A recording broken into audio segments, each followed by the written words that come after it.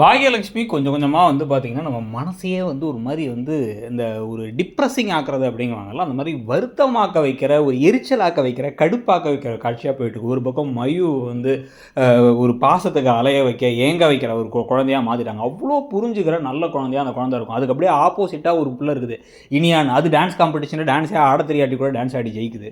இன்னொரு பக்கம் வந்து பார்த்திங்க அப்படின்னா வந்து இருக்கிற எல்லா விஷயங்களையும் வந்து இங்கேருந்து ட்ராவல் பண்ண முடியுது, கோயிலுக்கு போக முடியுது, ஒரு ஃபங்க்ஷனுக்கு போக முடியுது. ஆனால் வந்து மையோட பிறந்தநாளுக்கு போக முடியல. அந்த அளவுக்கு ஒரு கேவலமான ஒரு அப்பாவாக வந்து வாழ்ந்துட்டு இருக்கார் கோபிநாத். ஆனால் ஒரு ஃபால்ஸ் ப்ராமிஸ் எல்லாம் கொடுத்துட்டு இருந்தார் மையுவுக்கு.